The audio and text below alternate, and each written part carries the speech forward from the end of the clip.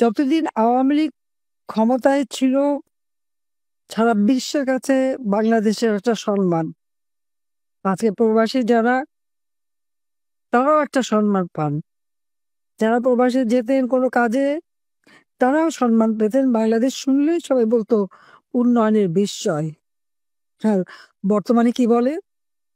বাংলাদেশ একটা জঙ্গির দেশ, সন্ত্রাসী দেশ। ডক্টর মোহাম্মদ ইউনূস গ্রামীণ ব্যাংকের ৬,০০০ টাকার বেতনের কর্মচারী। তার ক্ষমতা দখল এবং ক্ষমতার লোভ আজকে বাংলাদেশকে ধ্বংসের প্রান্তে নিয়ে গেছে। এই লোকটার ভিতরে কোনো মানবিক গুণাবলী নেই, মানবতা নেই। এখানে আমার একটা প্রশ্ন হয় যে আজকে হলি আর্টিজানে যারা জঙ্গি হামলা করলো, যাদেরকে আমরা গ্রেপ্তার করে শাস্তি দিলাম, ২১শে আগস্ট গ্রেনেড হামলা, সেই আসামিরা সাজাপ্রাপ্ত। 10টা অস্ত্র চোরা কারবারি মামলার আসামি। এমনকি আমাদের আওয়ামী লীগের নেতাকর্মী তাদেরকে হত্যা করা হয়েছে, তাদেরও যত আসামি যেখানে যাচ্ছিল সমস্ত, এমনকি সন্ত্রাস জঙ্গিবাদ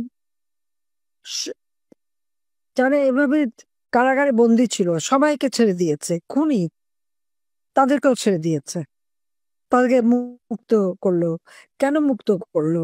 এটা একটা বড় প্রশ্ন। তাহলে কি ওই হলি আর্টিজানের জঙ্গি হামলার সাথে ইউনূসের সম্পৃক্ততা ছিল? ২১শে আগস্ট গ্রেনেড হামলা করে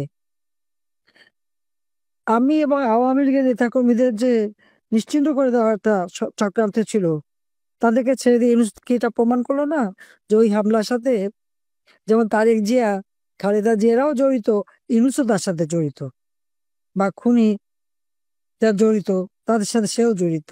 ঠিক এইভাবে 10 টাকা অস্ত্র চোরা কারবারি, তার সঙ্গে নিশ্চয়ই তার সম্পৃক্ততা আছে, নইলে এদেরকে ছেড়ে দেবে কারো কাজে? জঙ্গি শাসন সে কায়েম করে আজকে আমাদের আওয়ামী লীগ নেতা কর্মীদের মিথ্যা মামলা দিয়ে হয়রানি করে আজকে শেষ করে দিচ্ছে।